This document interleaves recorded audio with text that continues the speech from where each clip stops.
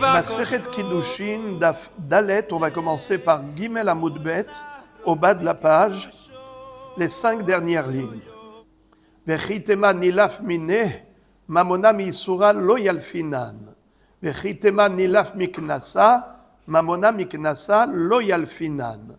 Vechitema nilaf mi boshet ubgam, sha'ane boshet ubgam, de avua shayar begavayu. Ela mistabra dechi kamemaet, yetsia dirvata kamemaet. Alors, je vais reprendre le sujet de manière à ce que notre vision soit globale, Be'ezrat Hashem Yitbarach, qu'on comprenne le sujet du début à la fin. Parce qu'en fait, là maintenant, on est à mi-parcours. La recherche de la Gemara était précise, à savoir, d'où apprend-on ce que la Mishnah nous a enseigné? Qu'une femme peut se marier, peut faire kiddushin avec du kesef. On a dit qu'il y a 3 formules possibles. Aisha niknit be kesef, bishtar ou bevi'a. Alors maintenant, on ne parle pas de la bi'a, on ne parle pas du shtar, on parle du moyen d'acquisition qui s'appelle bekesef. La question, premièrement, d'où sait-on qu'une femme peut se marier avec le kesef? Pour nous, c'est une évidence. On vit cette halakha en permanence. Vous êtes invité à tous les mariages, eh bien, vous voyez Kiddushay Kesef. Le Hatan dit à la Kala, Hareat mekudeshet li betabaat zu kedat Moshe ve Israël. C'est quoi tabaat? Un anneau, une bague, c'est une valeur d'argent, c'est un objet qui a une valeur d'argent. Ça s'appelle Shavé Kesef. Alors, d'accord, tu m'as dit que une femme peut se marier avec Kesef, mais d'où le sait-on? Où est-ce que c'est écrit cela dans la Torah?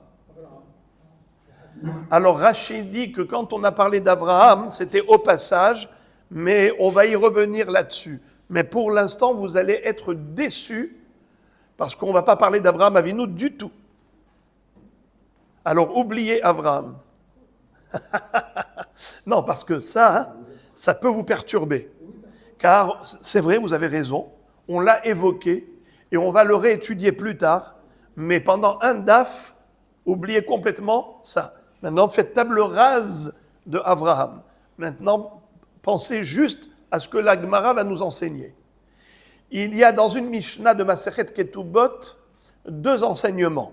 Premièrement, c'est qu'un homme peut donner sa fille en mariage contre du kesef, c'est-à-dire que, au lieu de donner la bague à la jeune fille pour lui dire Areat mekudeshet li betabaat kedat Moshe Israël, ce que fait le Hatan, c'est qu'il donne l'argent ou un objet qui a une valeur d'argent au père.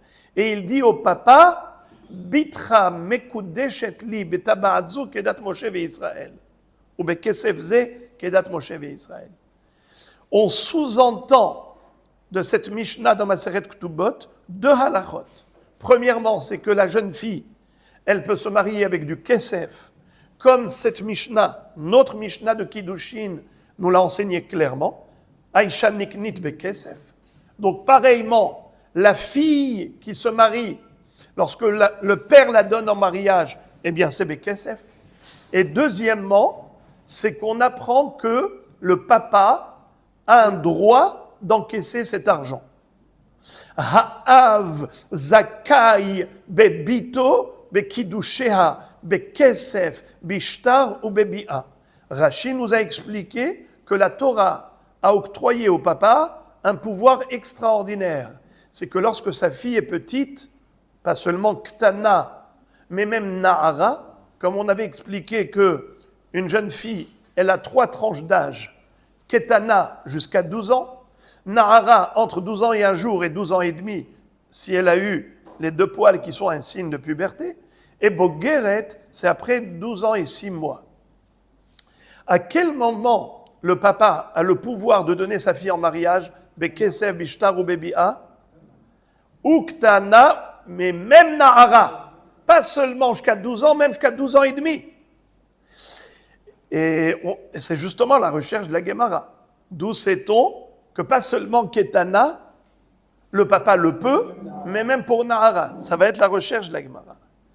Mais je rappelle juste succinctement le Rashi qui avait dit que ce droit qu'a le papa, c'est pas seulement Bekidouché Kesef, qu'il encaisse l'argent des Kiddushin, mais même Bishtar. Le Hatan va écrire au père, ta fille, elle m'est fiancée. Bitra Mekudeshet Li. On peut dire Bishtarze, les poskim discutent, est-ce qu'il faut dire Bishtarze ou c'est pas la peine de dire Bishtarze? Car on n'a pas besoin de dire Bishtarze parce que c'est déjà écrit dedans. Bevia, la bia, eh bien le papa peut donner sa fille malgré elle à un jeune homme qui veut l'épouser, même si elle n'est pas d'accord. Ça, c'est selon la Torah.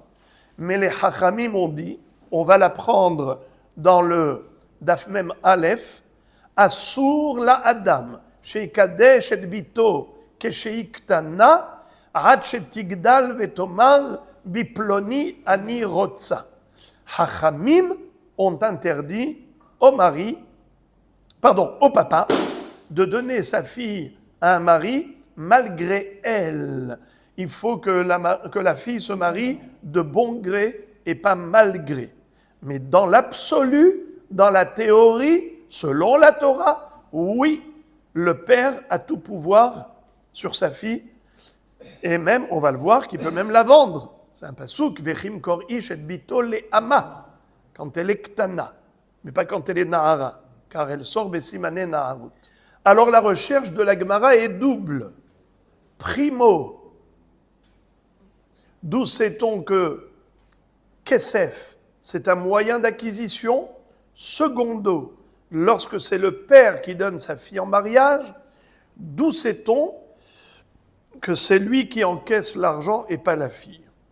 Par rapport à cela, la Gemara avait cité le pasouk Veyatz'a hinam en kasef, à propos d'une servante juive. Lorsque le papa a vendu sa fille qui était petite, elle pourra sortir un jour en liberté. Quand elle sera nahara, quand elle aura 12 ans et qu'elle aura eu 2 poils qui ont poussé. Les 2 poils qui ont poussé, c'est au niveau de l'appareil génital. À ce moment-là, elle a les signes de puberté. Et là, désormais, elle sort en liberté gratuitement. Elle n'a pas besoin de payer pour acheter sa liberté. Veyatz'a hinam en kasef. Et la question est, mais si tu dis Veyatz'a hinam, c'est sûr que en kasef, tout ce qui est gratuit n'est pas payant. Donc, on n'a pas besoin de le dire. C'est gratuit et ce n'est pas payant. Veyatz'a hinam en kasef. Si la Torah écrit les 2 mots en kasef, elle n'a pas besoin de payer de l'argent à son maître pour acheter sa liberté.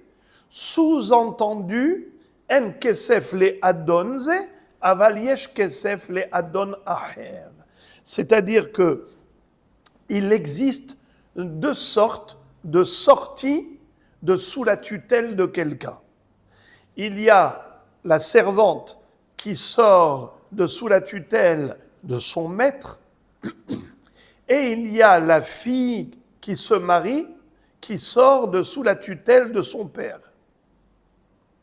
Alors, la Torah vient nous dire, pour le Adon, Veyatz'a hinam en kasef, lorsqu'une servante juive sort à l'âge de Naharut, à l'âge de la majorité, quand elle devient Nahara, majeure, elle sort en liberté gratuitement, là c'est gratuit, en kasef.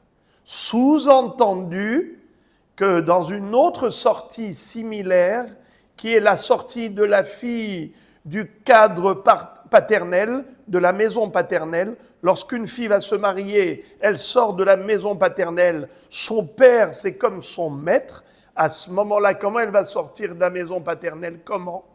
Avec de l'argent. Kiddouché Kesef. Voilà la référence de Kiddouché Kesef. Maintenant, la Gemara dit, d'accord, tu m'as démontré que les kiddushin peuvent se faire avec de l'argent, v'yatzah hinam en kasef. Mais qui dit que c'est le père qui encaisse? Qui dit que l'argent, il faut le donner au père? Mais peut-être que l'argent, il faut le donner à la fille qui se marie.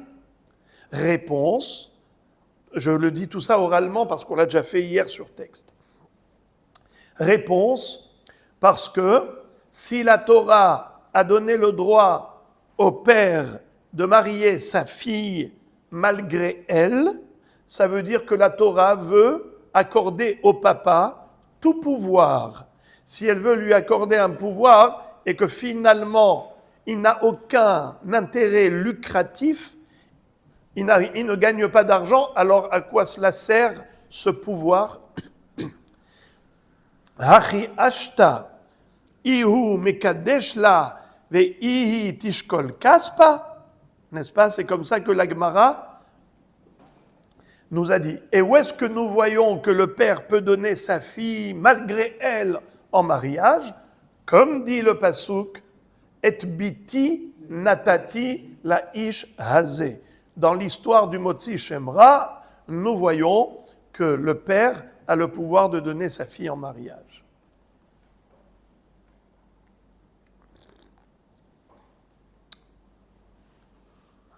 Après ça, la Gemara dit, ok, on a compris pour Ktana, parce qu'en effet, le père peut donner sa fille quand elle est petite en mariage.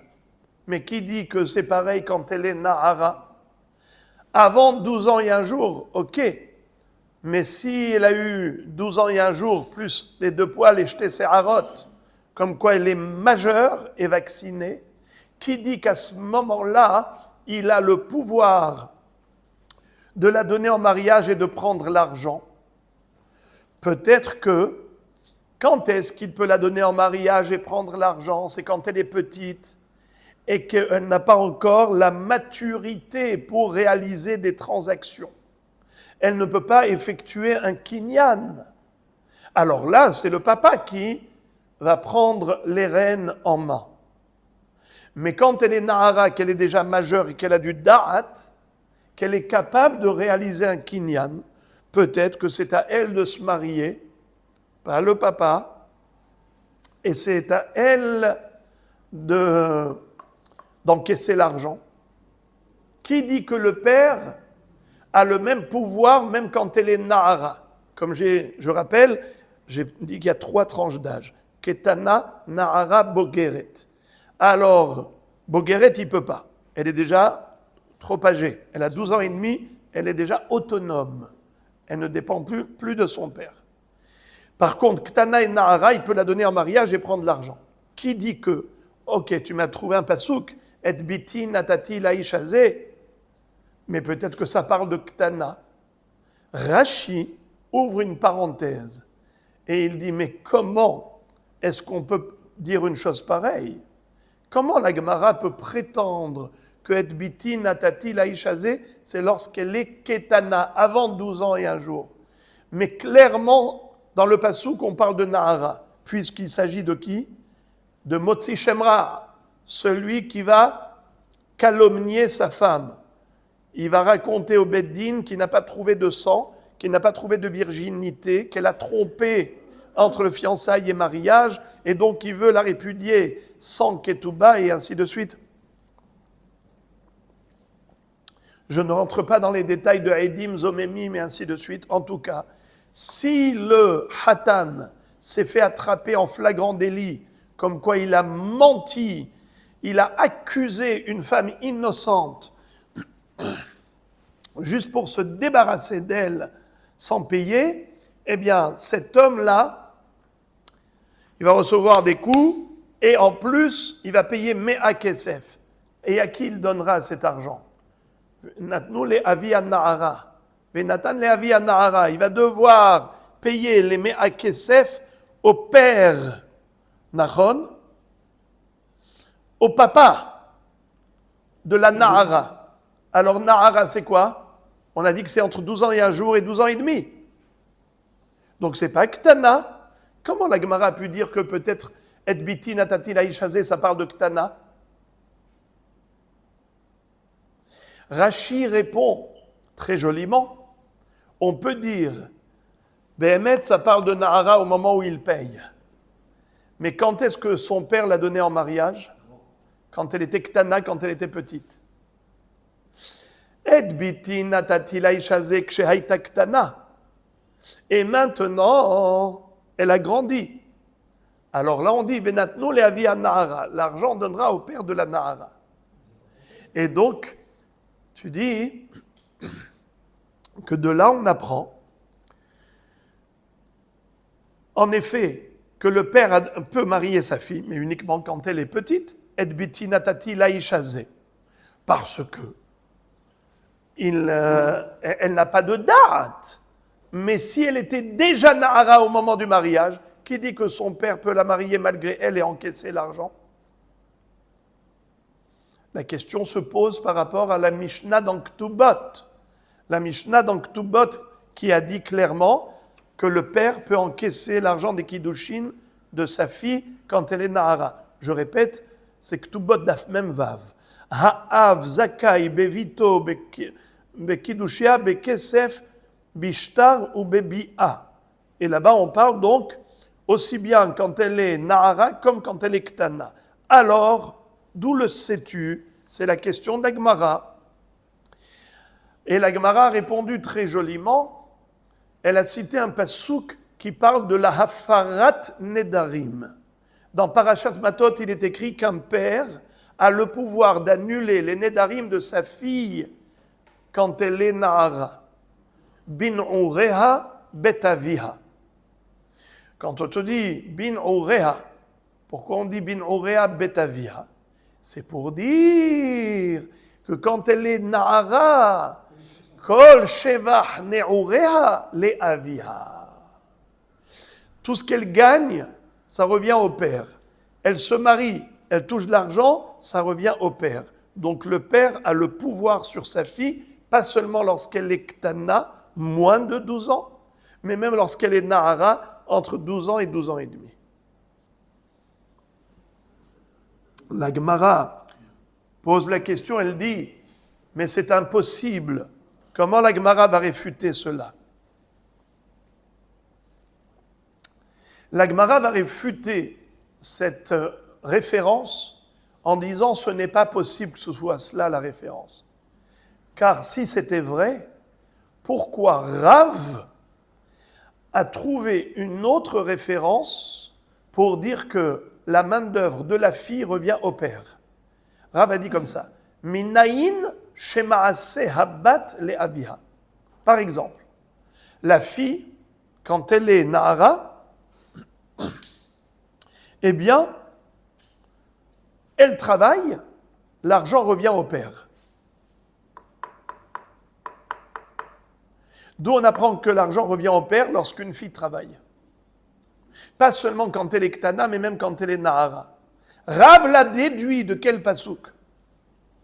Vechim kor ish et bito le ama. Un homme peut vendre sa fille comme servante. Qu'est-ce qu'elle fait une servante? Elle travaille. Ce qui veut dire que le père est propriétaire de la main-d'œuvre de sa fille. S'il peut déjà la vendre pour être servante, quand elle est Ktana, à plus forte raison que si elle travaille non pas en tant que servante, sa main-d'œuvre, le produit lucratif de sa main-d'œuvre revient au père. Tout ce qu'elle a gagné comme argent, ça revient au père, c'est normal. J'ouvre une parenthèse qui est celle de Rashi. Rashi pose encore une question bombardesque. Il dit, mais ce pasouk qui ne parle pas de Nahara, il parle de Ktana. Car on le sait, le père ne peut vendre sa fille que si elle est petite, pas quand elle est majeure. Au contraire, quand elle a 12 ans et un jour et qu'elle a eu les 2 poils de Shteseharot, qui sont des signes de Naharut, elle sort en liberté. Viatz ahinam en kasef. Donc il ne peut pas la vendre en tant que servante lorsqu'elle est Nahara. Alors comment on peut déduire de ce pasouk? Comment Rav a déduit du pasouk Vechim kor ish et bito le ama, qu'un homme a le droit du produit financier de la main-d'œuvre de sa fille. Kalva Homer, si déjà il peut la vendre pour travailler, à plus forte raison que le produit de son travail, c'est à lui. Mais ça, c'est uniquement Biktana. Comment Rav a déduit d'ici pour Nahara également, même quand elle a 12 ans et un jour, jusqu'à 12 ans et 6 mois, c'est le père qui empoche. Réponse, Rachid dit quelque chose de fabuleux. Il dit qu'il y a un mot de trop. Vechim kor ish et bito. Pourquoi tu as écrit les ama? Quand tu dis Vechim kor ish et bito, si un père vend sa fille, forcément c'est les ama. S'il la vend, c'est pour être une servante. Alors que veut dire les ama? C'est pour dire que Maase yadeha le aviha, quand elle est na'ara, lorsqu'il ne peut pas la vendre. C'est atomique, nucléaire. Si vous ne me croyez pas, regardez Rashi. Rashi dit comme ça. Les ama, krayeterahu, c'est un mot de trop. Vedarish le bito, harehilo ke ama. Sa fille, c'est comme une servante. Ou bebito na'ara ashmu'inan. Forcément, on parle du na'ara. De ibiktana, lo itzterir. Hashta zavune mezabin la maase yadeha mibaya. C'est-à-dire, pour une petite, c'est par Kalva Homer, mais pour une Nahara, c'est par Hekesh. Vechim kor ish et bito, les Amma. On compare bito Nahara à Amma Ivriya. Une petite qui est servante. À qui revient la main-d'œuvre? À son maître. Eh bien, elle travaille pour son maître. Lorsqu'elle est Nahara, mais elle n'est pas servante, à qui revient la main-d'œuvre de son travail, l'argent qu'elle gagne, au père. Bito le ama. Ma'ama ma'aseyadeha le rabbaha. Af bito ma'aseyadeha le aviha.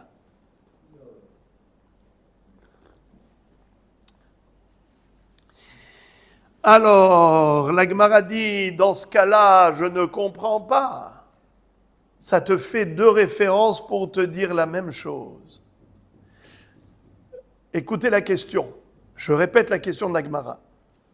Si vraiment c'est le din que le père a le droit d'encaisser l'argent des kiddushin de sa fille lorsqu'elle est nahara, si cet argent lui revenait, parce qu'il y a un pasouk dans Parashat Matot à propos des Nedarim qui dit que bin ureha betavia kol shevach neureha le avia, si c'est cela la référence, alors pourquoi Rav avait besoin d'une autre référence pour dire que l'argent que gagne la fille quand elle est nahara, ça revient à son père.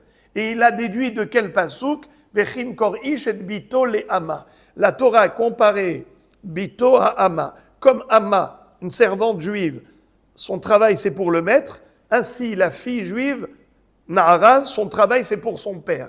Mais pourquoi il a besoin de ce pasouk? Il aurait pu le déduire de ce pasouk. Si vraiment le pasouk bin urea betavia vient nous enseigner, comme tu l'as dit, kol shevach neurea le avia, tous les gains, tous les bénéfices, tous les produits lucratifs d'une fille quand elle est nahara, ça revient au père. Si c'est vrai que ce pasouk vient nous enseigner cela, alors pourquoi Rav avait besoin d'aller chercher beaucoup plus loin un pasouk pour démontrer que l'argent que gagne la fille quand elle est nahara revient au père? Mais ça va de soi, puisqu'il est écrit à propos de Nedarim, bin urea betavia. Kol shevach neurea leavia. Si tu vois que Rav ne s'est pas suffi de ce pasouk,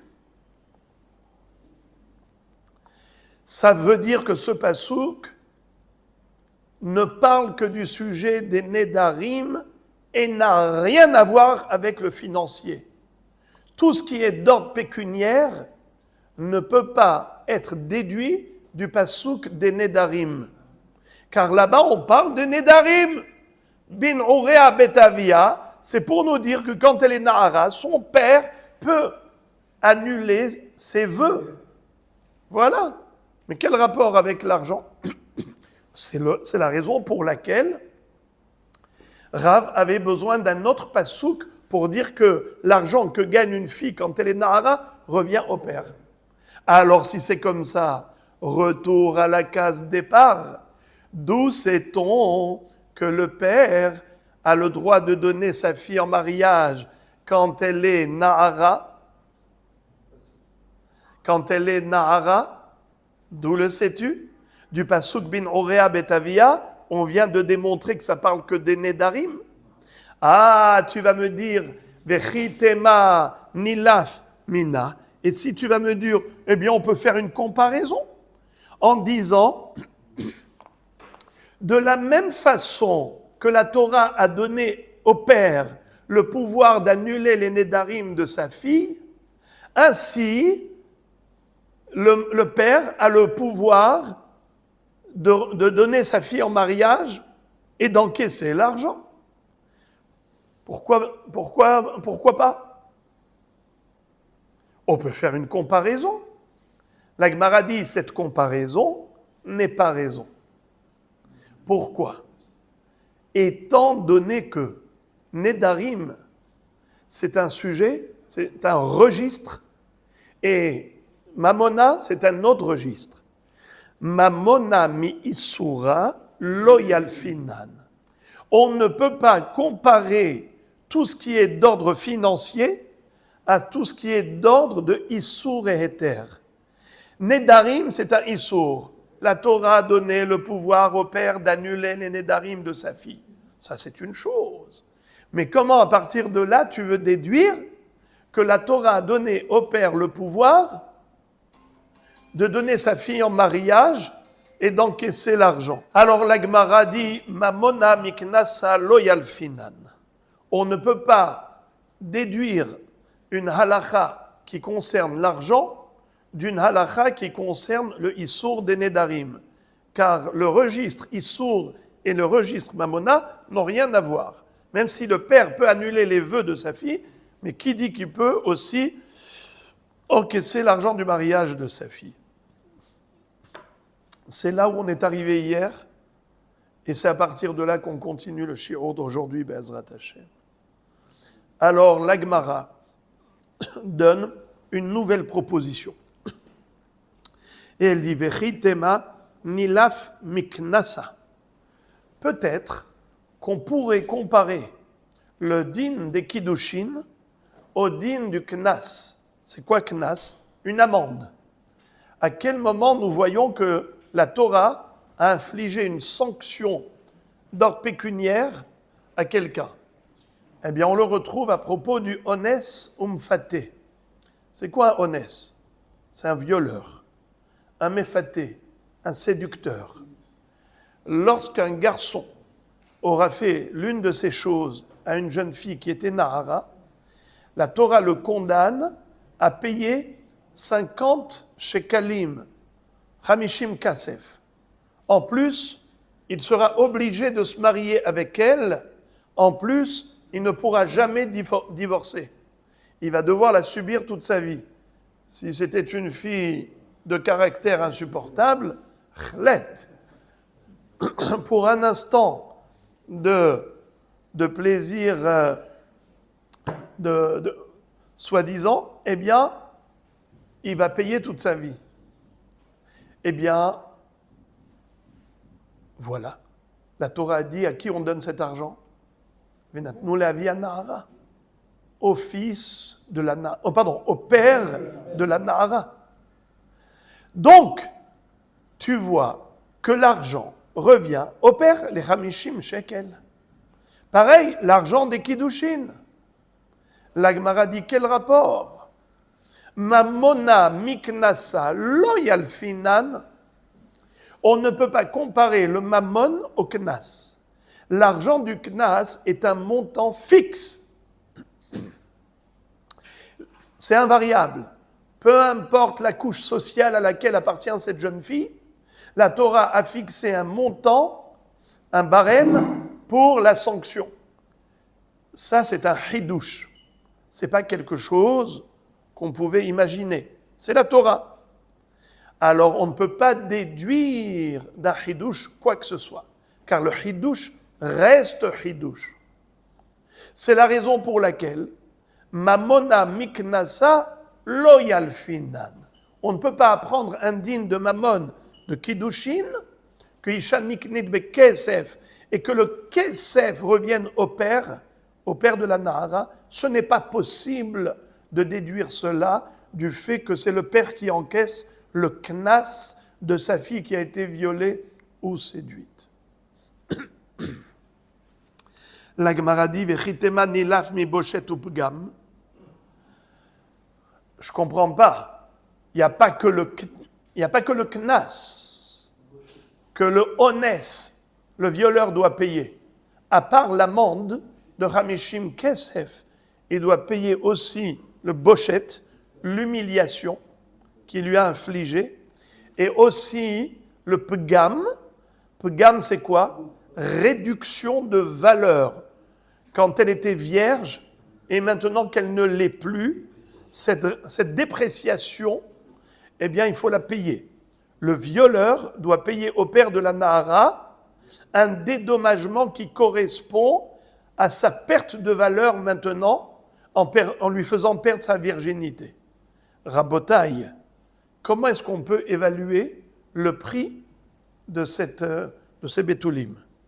Qui peut me dire comment on évalue cela? Bravo, Shifra, mais quel rapport Shifra et Shifra? Elle travaille. Qu'est-ce que ça change une Shifra qui travaille quand elle est bétoula ou pas bétoula? Ça ne change rien. Elle travaille. Comment? Alors, comment est-ce qu'on peut dire qu'une servante bétoula, elle coûte plus qu'une servante non bétoula? Mais au niveau du travail, ça ne change rien. Alors écoutez, ce que dit Rashi, quelque chose d'extraordinaire. Il dit, imaginons un Adon, un maître, qui avait un esclave qu'il appréciait beaucoup, qu'il trouvait hyper sympathique, et il voulait le gâter. Il a dit, je vais lui acheter une servante, et cette servante-là, je voudrais lui donner une bétoula. Aux yeux du Eved Kenaani, si on lui donne une servante Kenaanite bétoula, il est encore plus content qu'une Shifra Kenaanite qui a déjà été Be'oula. Alors, ça s'appelle Eved She'oselo Korat Ruach. S'il a un esclave qui lui fait plaisir, au Adon, il lui donne satisfaction dans son travail, il dit, allez, je vais te gâter. Je vais t'acheter une servante qui est Betula. La différence entre une servante Betula et Be'oula dans le marché des esclaves, c'est le prix des Betoulim, c'est ce que le honès, le violeur, va devoir payer au père de la jeune fille, Bochet ou Bgam.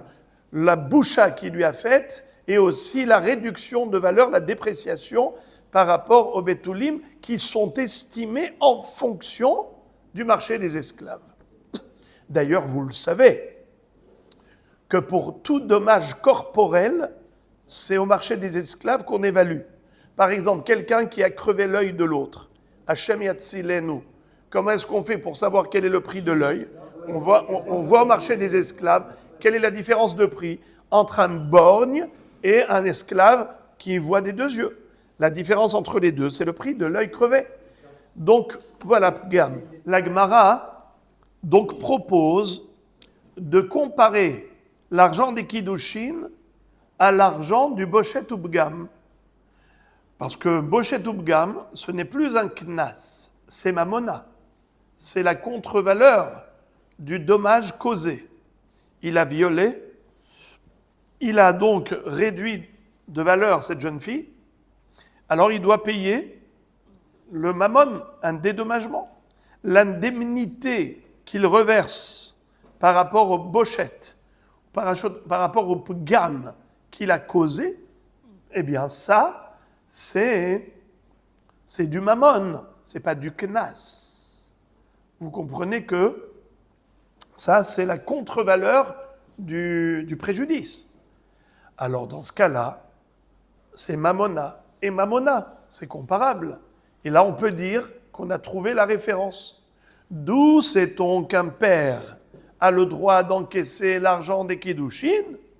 Eh bien, de la même façon que la Torah a dit qu'un père a le droit d'encaisser l'argent du viol. Bochet ou Bgam, certes, tu ne peux pas comparer Kesef Kiddushin au Knas, au Mea Kesef, Mea Shkalim, qui doit lui reverser comme Knas. Ça, c'est uniquement par rapport au montant fixe. Mais ce qui concerne le mammon, à savoir Bochet et Pgam, excusez-moi, j'ai dit Mea Kesef, pas Mea Kesef de Motzi Shemra, Hamishim Kesef comment il s'appelle, de Ones ou Mefaté. Ça, ce n'est pas une référence parce que c'est un montant fixe, c'est un Knas, mais Bochet ou Pgam, qui est un montant relatif à ce que coûterait aujourd'hui cette fille dans le marché des esclaves par rapport à ce qu'elle coûtait auparavant, ça c'est déjà Mammona. Et pourtant, la Torah dit que c'est au père qu'il faut reverser ce Mammona. Alors on peut dire la même chose pour le Kesef Kiddushin, qui est un Mammona. Il faut le reverser au père. Superbe, c'est sublime. Voilà une jolie référence. C'est une proposition d'Agmara, que l'Agmara réfute immédiatement, en disant aucune comparaison. Pourquoi? Sha'ane Bochet Ubgam, de Avua Shayar Begavayo. On peut dire que pourquoi le père a le droit d'encaisser Bochet Ubgam, c'est parce qu'il a lui-même une part dans ce Bochet, une part dans ce Pgam. Qu'est-ce que ça veut dire? Rashi explique quelque chose de très subtil. C'est un peu complexe, mais la kavana, elle est comme ça, regardez. Avua shayar begavayu, sheyesh lo din helek bahem, sheyesh beyado levaisha ou lepogma, bishvil mamon sheitnu lo, dei bae masar la lemenuval ou mokeshhin, de avia la bochet ubgam. Ve anas ze shebaalea, mehasser mamon ze, shezil zela, velo ikfetsu alea tov'in. Qu'est-ce que ça veut dire?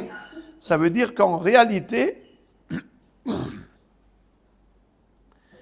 étant donné que la Torah a donné le droit au père de donner sa fille en mariage, eh bien, il aurait pu la donner à qui? À un Menouval et Mukeshhin. Par exemple, un homme qui est lépreux, un homme qui est couvert de furoncles, qui est écœurant, insoutenable au regard. Et malgré tout, la Torah, dans l'absolu évidemment, dans la pratique, personne ne ferait ça. Mais le père a le pouvoir de donner sa fille à n'importe qui, même à un lépreux. Et c'est sûr qu'à ce moment-là, elle se sent humiliée. C'est sûr qu'elle se sent dégradée. Et le père, si par exemple, il a reçu de l'argent par ce lépreux qui est prêt à lui donner au père de l'argent pour qu'il lui donne sa fille, eh bien, il en a le pouvoir. La Torah lui a octroyé ce pouvoir. Et pourtant, elle aura honte, elle aura un pgam. Ça veut dire que l'argent du bochet ou pgam, c'est quelque chose qui revient au père. C'est pour cela que quand quelqu'un a violé la fille et il lui a causé du bochet ou pgam et il paye un dédommagement pour ce bochet ou pgam, c'est normal que l'argent revienne au père. Car le père, il aurait pu même a priori, pas seulement a posteriori parce qu'elle a été violée, mais même a priori, il aurait pu la donner à un Menouval ou Mukeshrin qui aurait payé pour l'avoir. Mais maintenant qu'elle a été violée, ce Menouval ou Mukeshrin ne payera pas cher pour une fille pareille, car elle n'a plus la même valeur qu'autrefois, elle n'est plus vierge. Eh bien, cet argent-là que le père a perdu, c'est tout à fait normal qu'il le perçoive, qu'il le reçoive. Ça, c'est la différence que la Gemara établit entre Kesef Kiddushin et Boshet Ubgam. Boshet Ubgam, ça lui revient parce que quelqu'un peut lui payer pour séduire le père pour qu'il accepte de lui donner sa fille. Donc c'est de l'argent qu'il aurait pu gagner. Donc aujourd'hui, cet argent qui a été perdu, le violeur doit payer au père. Mais qui dit que l'argent des Kiddushin du Nahara également revient au père? On ne peut pas comparer le Kesef Kiddushin au Kesef du Boshet Ubgam. Car Sha'ane Boshet Ubgam, c'est différent. L'argent du Boshet et du Bgam, des avoua Shayar Begavayou, car le père, il a un droit dans cet argent, mais pas dans les Kiddushin. Alors, question, on revient à la case départ. D'où sait-on que le père touche l'argent des Kiddushin de sa fille Nahara? Réponse. Ela mistabra derika memaet yetsia dirvata kamemaet. La Gemara revient au tout début et elle dit, tu veux savoir d'où on apprend que le père c'est lui qui encaisse l'argent de Kiddushé Kesef? Parce qu'il est écrit Veyatz Achinam en Kasef. Et comme on avait dit en Kesef le Adonze, aval yesh Kesef le Adon Acher. Mais quelle fut la réfutation? Pourquoi on n'a pas accepté cette référence? C'est qu'il n'est pas écrit Veyatz Achinam en lo Kesef. Pour dire en lo Kesef la Adon Adze, aval yesh lo Kesef la Adon Acher. C'est écrit en kasef. En kesef beyetzi azou, aval yesh kesef beyetzi acheret. En effet, tu peux déduire de là que les kiddushin se font bekesef. Mais qui dit que ce kesef revient au père? Veyatz achinam en kasef, ça peut servir de référence de manière générale. Que en kesef beyetzi azou, aval yesh kesef beyetzi acheret. Lorsqu'une jeune fille atteint l'âge de la majorité, elle sort de chez le Adon. Biyatz achinam. En kasef. Pas besoin de payer pour se racheter. Elle n'est plus servante. Elle n'est plus esclave.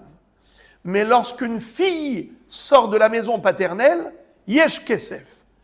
Comment elle sort de la maison paternelle? Parce qu'elle se marie. Elle se fiance, Nahon. Alors le Hatan doit donner de l'argent. Kesef. Ok. Yesh kesef le Adon Acher. Mais je ne dirais pas que c'est Kesef le Adon Acher, je dirais Kesef beitzi azou.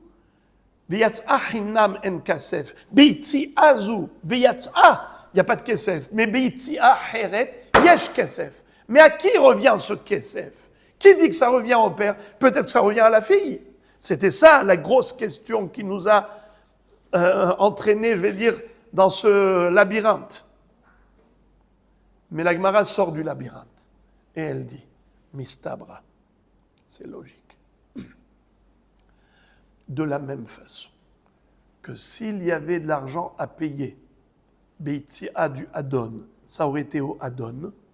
Et la Torah dit pas besoin de se racheter, la fille n'a pas besoin de payer à son Adon pour sortir en liberté de cet esclavage. Mais s'il y avait lieu de parler d'argent, à qui on l'aurait donné cet argent, évidemment? Au Adon, au maître. Alors maintenant qu'on te dit, tu n'as pas besoin de donner l'argent au maître en sortant de cet esclavage, mais tu dois donner de l'argent. Adon Acher, c'est qui? Le père. Donc, la Gemara, finalement, elle retient le même pasouk de Veyatz Achinam en Kasef, pour être la référence, premièrement, de Kiddushé Kesef, et secondo, pour dire que le Kesef de Kiddushé Nahara revient au papa, au père de la Nahara. Car, Mistabra de Yetzia Dirvata Kamemahet, une Yetzia similaire. Yetzia de l'esclavage de la main du maître, Yetzia de la maison paternelle, en donnant l'argent au père. Très bien. La Gemara dit, ok, c'est joli, mais j'ai encore à redire. C'est quoi? Vehalodamia hayetzia le hayetzia Hatam nafkala mirshut adon legamre, vehacha arte mihasra mesira la choupa. Comment tu peux comparer l'incomparable? Mais la Yetsia du Adon, c'est une Yetsia totale, solde de tout compte. Il n'y a plus aucun lien avec le Adon. Alors que la fille, quand elle va se fiancer, elle n'est pas encore sortie totalement de la maison paternelle. La preuve, c'est que tant qu'elle est fiancée, qu'elle vit chez son père encore, Maase yadeha leavia, shevach ne'ureha leavia, le père, c'est lui qui bénéficie de tous les bénéfices. Par exemple, si elle travaille, elle donne l'argent au père, bien qu'elle soit déjà fiancée. Car elle n'est pas encore mariée pour donner l'argent au mari. Elle n'est que fiancée, elle vit encore chez son père. Son travail, ça revient au père. Rabotaï, pire encore, si jamais elle décède et qu'elle avait un patrimoine, qui va hériter d'elle, son fiancé ou son père? Le père. Étant donné que le père hérite d'elle, et il bénéficie du produit financier de son travail, alors ça veut dire qu'elle n'est pas sortie totalement de la tutelle de son père. Comment tu peux comparer l'incomparable? Tu me dis, en kesef bi'tziazu, aval yesh kesef bi'tzia heret. Mais la yetzia ici, elle est totale, elle a complètement coupé le lien avec son ancien maître en sortant en liberté, alors que la fille, quand elle sort de chez son père, elle ne sort pas vraiment. Quand le fiancé donne du kesef à la jeune fille pour se fiancer avec elle, elle n'est pas sortie de chez son père. Alors pourquoi tu dis en kesef bi'tziazu, aval yesh kesef bi'tzia heret, et comme ici en kesef c'est la adon, ici yesh kesef c'est au père. Mais comment tu compares bichlal les deux yetziot? Ici c'est une yetzia totale et ici c'est une yetzia qui n'est pas totale. Je répète,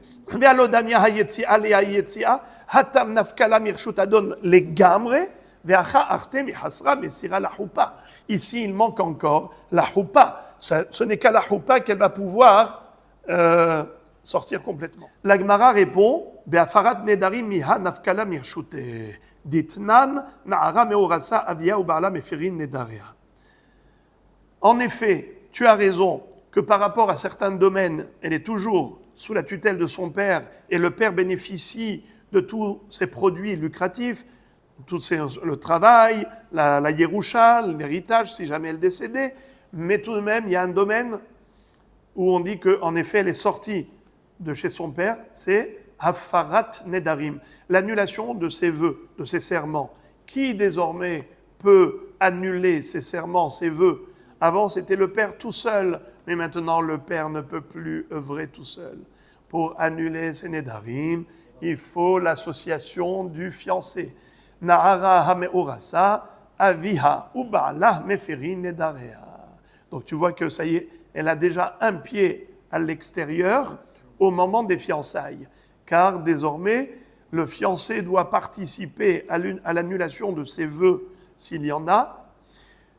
Et le père, qui lui avait tout pouvoir auparavant, n'a plus tout pouvoir désormais.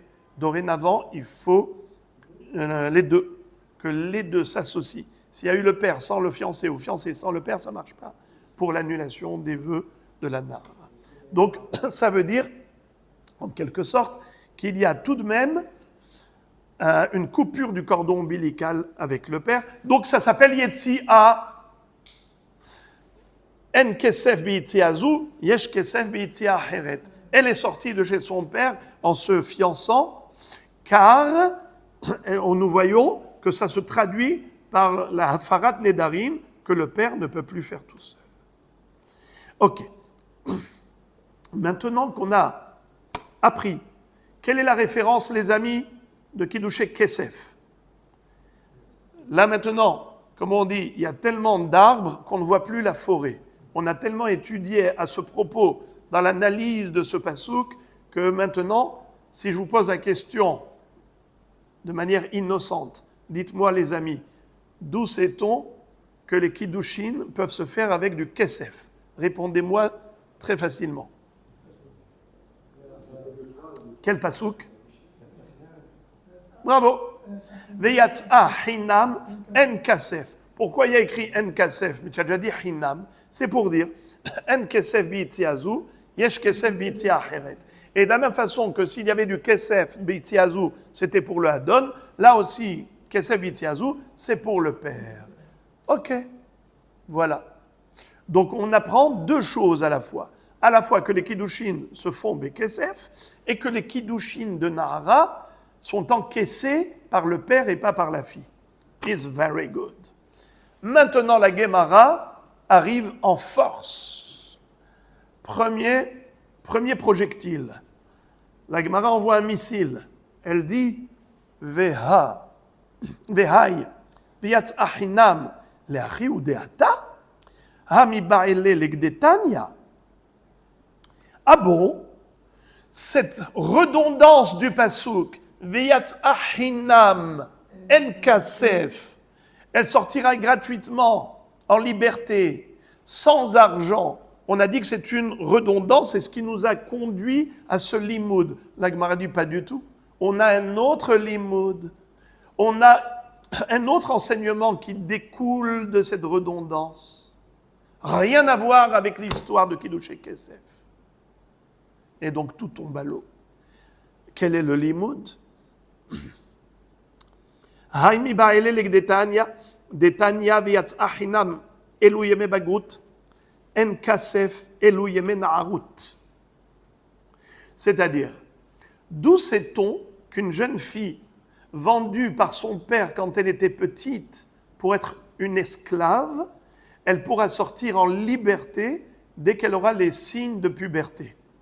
À l'âge de la majorité, ce qu'on appelle na'arut, elle aura 12 ans et un jour, et les deux poils comme signe de puberté, ça y est, elle peut sortir en liberté. D'où apprend-on cela?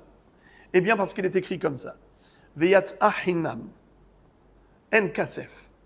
La Torah fait référence à deux tranches d'âge.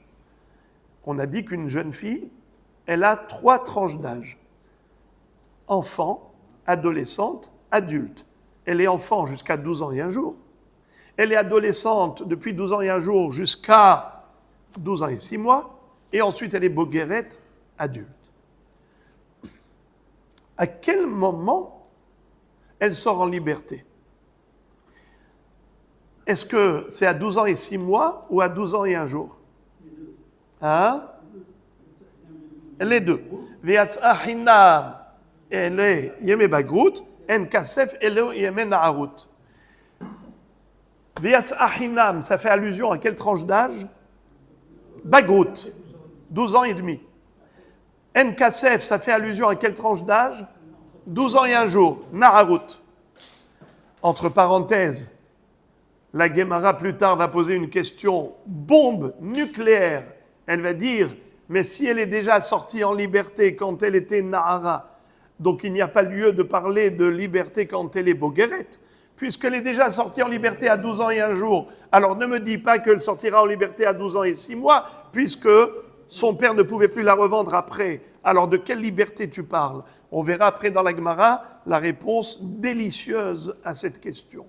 Mais pour l'instant, on prend le texte texto. Tu vois que ce pasouk parle de l'âge de la sortie en liberté de la jeune fille. On parle de Bagrout, on parle de Na'arut. Rien à voir avec le Kesef. Quelle histoire de Kesef? Quel rapport avec l'histoire de Kesef Kiddushin? Un Kesef le'adonze, aval yesh Kesef le'adon acher. Mais ce pasouk qui vient pour nous enseigner toute autre chose. C'est une question atomique. Et la réponse, elle est tirée par les cheveux. Amaravina, imken limakra, an kesef. Mai en kasef le'adonze, aval yesh kesef le'adon acher. Umanihu av. C'est-à-dire, la Gemara trouve qu'il y a ici un yud en plus dans le mot en kasef. Comment on écrit en kasef? Il n'y aura pas d'argent. En, il n'y aura pas. Aleph, Yud, Nun. Nachon? Eh bien, la Gemara dit qu'on aurait pu écrire sans le Yud. En Kasef, mais sans le Yud. Et on aurait eu exactement la même connotation. En Kasef, sans argent. Pourquoi on a écrit En Kasef avec un Yud en plus? C'est pour faire une deuxième dracha. En Kesef le Adonze, aval yesh Kesef le Adon acher. Alors, la Gemara dit, Umimai de Darshinanachi, où est-ce que nous avons retrouvé un enseignement basé sur un Yud de N, Aleph, Yud, Nun? Tu prétends que le Yud est de trop jusqu'à en faire une source d'enseignement, une référence. Est-ce que tu as trouvé dans la Torah, à propos d'un autre registre, un enseignement similaire, basé sur le Yud du N? Parce que là, tu me choques. La Gemara dit, oui, j'ai trouvé. Detania, vezera en la, en li elazara, zera zara minayin, Talmud lomar zera en la, ayen la, ven li elazera kasher, zera pasul minayin, Talmud lomar zera en la, ayen la. Qu'est-ce que ça veut dire? Alors la Gemara nous dit quelque chose d'incroyable, c'est que le limoud de Kiddushay Kesef est basé sur le Yud, qui est écrit en trop. Car la Torah aurait pu se suffire d'écrire Veyatza Hinam En Kasef, mais sans le Yud. Pourquoi elle a écrit le Yud dans En Kasef? C'est pour faire deux drachot. Premièrement, le Inyan de l'âge, à quel moment elle sort en liberté, Na'arut, Bagout, Yatza Hinam, Bagout, En Kasef, Na'arut, mais aussi pour nous enseigner que En Kesef le Adonze, Aval Yesh Kesef le Adon acher, grâce au Yud. Et la Gemara dit, où a-t-on trouvé dans un autre endroit de la Torah que le Yud du mot En peut servir à une dracha? Et la Gemara le prouve qu'en effet on a trouvé. Oui, Detania, Vezera En la. En li elazara, zera zara minayin, Talmud lomar zera en la, ayen la. Ven li elazera kasher, zera pasul minayin, Talmud lomar zera en la, ayen la. Qu'est-ce que ça veut dire? Vous le savez, qu'une fille de Cohen peut manger la terouma tant qu'elle est chez son père. Mais si elle se marie avec monsieur Israël ou monsieur Lévi, pas avec un monsieur Cohen, eh bien, elle n'a plus le droit de manger la terouma. Maintenant, quel est le din si monsieur Israël ou monsieur Lévi, qui avait épousé cette Cohenette, sont décédés? Est-ce que maintenant, elle retrouve le droit de manger la terouma? Alors, ça dépend. Si elle a un enfant, elle ne peut pas revenir chez son père pour manger la terouma. Car l'enfant qu'elle a eu avec monsieur Israël, l'enfant qu'elle a eu avec monsieur Lévi, cet enfant la relie à Lévi ou à Israël. Et donc, elle ne peut pas retourner chez son père et elle ne va pas recouvrer le droit de manger la terouma. Car la Torah nous dit « Vezera en la » dans quel cas elle reviendra chez son père que si elle n'a pas de zera, de descendance. Je vous lis le pasouk. Ou bat Kohen, une fille de Kohen, qui tié almana ou grusha, qui est devenue veuve ou divorcée. Vezera en la, elle n'a pas eu d'enfant, de descendance avec son ex-mari. Veshava el bet avia kin'urea. Là, elle retournera chez son père comme lorsqu'elle était jeune. Milechem avia tochel. Elle pourra manger à nouveau du pain de terouma de son père. Mais maintenant, la question se pose. Quel est le din si son fils est mort? Malheureusement, le fils qu'elle a eu avec le Israël est mort. Est-ce qu'elle retourne chez son père? Oui, elle retourne chez son père. Maintenant, quel est le din si son fils qui est décédé a laissé lui-même un fils? Ça veut dire qu'elle n'a pas de fils de son ex-mari, mais elle a un petit-fils de son ex-mari. Est-ce que ce petit-fils que son fils a eu la relie à son ex-mari? Donc je répète, elle s'était mariée avec monsieur Lévi ou monsieur Israël. Ils ont eu ensemble un fils. Monsieur Israël ou monsieur Lévi décédé. Le fils, qu'est-ce qu'il fait? Il la relie à son ex-mari. Donc elle ne peut pas manger à nouveau la terouma. Mais quel est le din si le fils est mort? Eh bien, elle peut manger la terouma. Très bien, parce qu'il n'y a plus rien qui la relie à son ex-mari. Mais imaginons que ce fils-là est mort, mais il a laissé un petit-fils. Alors, ce petit-fils la relie. D'où on l'apprend? Du yud. Vezera en la. En, aleph, yud, nun. Le yud, c'est pour dire ayen la. Qu'est-ce que ça veut dire ayen la? Le aleph, c'est une lettre qui peut permuter avec le aïn. Aleph et het aïn sont des lettres gutturales qui proviennent de la même origine, la gorge. Alors c'est comme s'il est écrit ayen, regarde avec ton œil, observe, cherche, mène l'enquête. Est-ce que ce monsieur qui est décédé, il a laissé une descendance? Vezera ayen la. Cherche si elle a une descendance avec son ex-mari. Eh bien oui, le petit-fils, c'est une descendance, il a trouvé. Si tu cherches, tu trouves. Oui, elle a un petit-fils. Quel est le din maintenant? Imaginons si c'était un mamzer.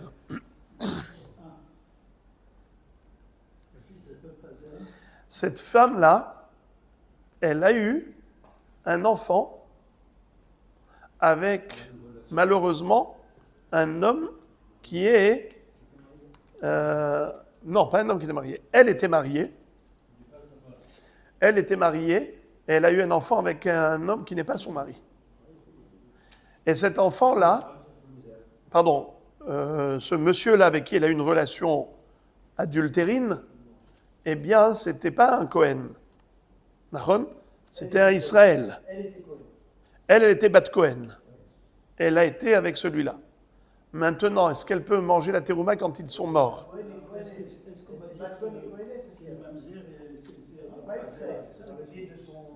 Elle était Bat Cohen. Elle mangeait la terouma. Si son mari est mort et qu'elle n'a pas d'enfant, elle retourne chez son père. Mais maintenant... Oui, mais maintenant... Avec un Israël. Elle était Nahon. Mais maintenant, est-ce qu'elle retourne chez son père, oui ou non? Maintenant que son mari est mort, et que son amant est mort, tout le monde est mort, est-ce qu'elle peut manger la terouma maintenant? Eh bien non. Pourquoi? Parce qu'elle a un fils mamzer de celui-là. Étant donné que le fils mamzer, c'est Ayen là, eh bien oui, c'est considéré comme étant une femme qui a un lien avec un Israël. Car même le mamzer est considéré comme étant un trait d'union avec son ex-amant. Si le mamzer est mort aussi, est-ce qu'elle retrouve son titre de poème? Parce qu'elle est devenue pas boum. Non, on a déjà dit 1000 fois que si tout le monde est mort et qu'il n'y a plus rien qui la relie, il n'y a pas de problème. Hein?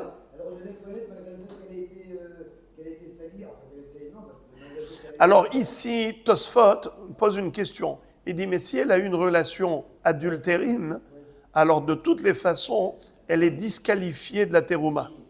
En tant que zona, en tant que halala. Alors comment se fait-il qu'on ait besoin de la descendance mamzer pour la relier à son ex-mari ou son ex-amant plutôt, pour dire qu'elle ne peut pas manger la terouma? Mais de toutes les façons, elle ne peut pas manger la terouma, car elle a eu une relation adultérine. Alors écoutez quelque chose de très très fort, ce n'est pas elle qui a eu la relation adultérine, ce n'est pas elle qui a eu un fils mamzer, elle a eu un fils normal, mais son fils normal a eu un fils mamzer.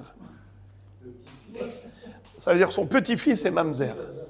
Alors elle n'a pas de problème personnel, elle n'est pas zona halala, elle n'est pas disqualifiée de manger la terouma au titre de zona et de halala, mais elle est disqualifiée parce qu'elle a une descendance.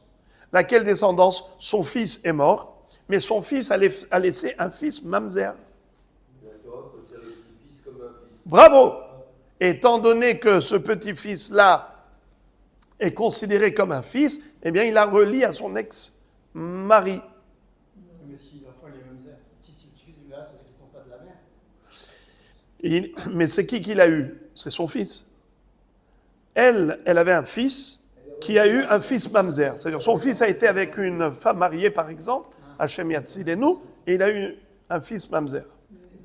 Alors, elle ne peut pas manger la terouma, bien que son fils est décédé, car son fils a laissé un fils mamzer.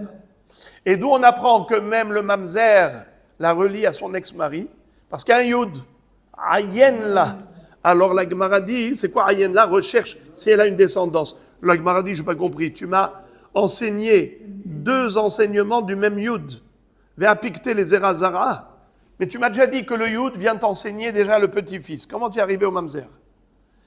Alors la Gemara dit, en effet, tu as raison. C'est que pour le mamzer. Car zerazara loitz terichkra. On n'a même pas besoin du yud pour le petit-fils, car le petit-fils est comme son fils. C'est une descendance. Bne banim arem kebanim. Des petits-enfants, c'est comme des enfants. Ki terichkra les erapasoul. Le yud, on n'a besoin que pour le zera pasoul, c'est-à-dire le mamzer. La Gemara dit, Vetana goufé minale de darishachi. La Gemara dit, ok, tu m'as trouvé un enseignement similaire qui est basé sur un yud. Alors maintenant, tout ça, c'était pour me convaincre que V'yatz ahinam en kasef. Pourquoi on a fait 2 limudim? V'yatz ahinam bagrut. En kasef na'arut aussi. V'yatz ahinam en kasef la adonze, v'yesh kasef la adon acher. Tout ça, grâce au yud de en kasef, tu m'as fait un 2e limoud. Alors je t'ai posé la question, est-ce qu'on a déjà trouvé une chose pareille? Tu me dis oui, on a trouvé. Pour l'histoire de la Bat Cohen, avec le petit-fils Mamzer, que grâce au yud, on a pu apprendre que même Zerazara, qui n'est pas soul, ça l'empêche de manger la terouma à nouveau, n'est-ce pas? Rabotaï, d'accord. Alors maintenant, j'ai 2 problèmes. Ça veut dire, tu m'as dit que ce limoud, il est basé sur un yud, ce limoud est basé sur un yud. Alors, on ne résout pas un problème par un autre problème. Sauf kol sof, qui nous dit et qui a révélé au Tana qu'on peut faire un tel limoud basé sur un yud du en kasef. Un yud en plus, d'accord, mais qui te dit que le yud ici, il est en plus? Mais je peux te dire que en kasef, comment on écrit en? Aïn, alef, yud, nun. C'est comme ça qu'on écrit. Mais qui permet au Tana de faire une dracha sur un yud, que ce soit au niveau de Bat Cohen, ou bien nous? Le Tana ici, on a dit que Aïcha niknit be kesef. Alors c'est quoi kesef? D'où on apprend que c'est be kesef? Yatz ahinam en kesef. Grâce au yud. Mais qu'est-ce qui nous permet de faire une dracha par rapport à un yud? En kasef. Ou bien zera en la. Yud. Mais c'est comme ça qu'on écrit le mot en. Il n'est pas de trop. Comment on écrit en? Aleph, yud, nun, aïn. Alors, d'où le Tana a déduit qu'on peut se permettre de faire une telle dracha. Où est-ce qu'on a trouvé n avec un aleph nun? Où a-t-on trouvé un n dans la Torah avec aleph nun sans le yud? Pour dire que le yud, il est en plus. Alors, la Gemara donne une réponse, comme je vous ai dit, à s'arracher les cheveux. Regardez. La Gemara dit, Amre, ktiv me'en bil'am, ou me'en yebami, de lo ktiv be'u yud, ve'acha ktiv be yud, shma mina ledrasha ou deata. Qu'est-ce que ça veut dire? Bil'am, il est écrit que lorsque Balak a envoyé des émissaires pour ramener Bilam avec eux, il a refusé parce qu'Akshborchou ne l'a pas laissé. Alors, quand ils sont partis chez Balak, ils ont dit « Me'en Bilam la haloch imanu ». Si on traduit littéralement « Me'en », Il a refusé. Les ma'en, ça veut dire refuser en hébreu. Bilam a refusé de nous suivre. Ou bien, par exemple, on retrouve encore à propos du Yabam, lorsqu'il refuse de faire Iboum, eh bien, qu'est-ce que lui fait la Yebama? Halitza, le déchaussement. Pour la libérer, il faut aller au Beddin et lui retirer la chaussure du pied droit. Halitza, déchaussement. Et qu'est-ce qu'elle fait après? Elle crache par terre devant lui, comme un mépris.